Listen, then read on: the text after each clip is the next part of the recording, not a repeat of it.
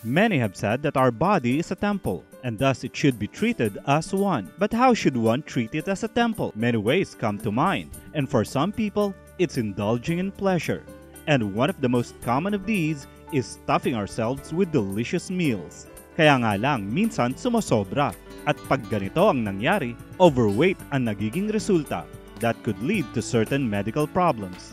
Overweight is syempre over sa ideal body weight, sobra sa isang ideal body weight. Bawat isa sa atin, meron tayong ideal body weight base sa ating pong height. May kalkulasyon, meron po tayong ginagamit na formula para dyan. At doon natin nalalaman kung overweight or obese ng isang tao. Umakyat ka lang ng ilang flight ng stairs, hinihingal ka na. So yun yung mga senyales na mukhang, oops, sandali lang, mukhang tumataba ka na. So kinakailangan bigyan ng pansin mo.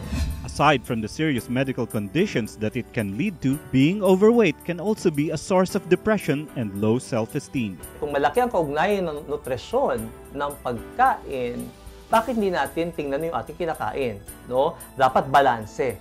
May mga suplemento na makatutulong para mapabilis yung metabolismo, para pagpawisan ka kaagad. Ito yung mga L-carnitine. Yan. Yung mga green tea. Yun na po yung mga parang nauuso na pamamaraan, di ba? Para makapagbawas ng timbang.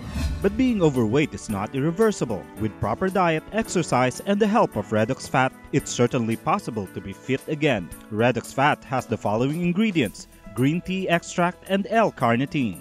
L-carnitine of Redox Fat is 7 times more compared to other brands in the market today. Just take 2 to 3 capsules 3 times a day before a meal.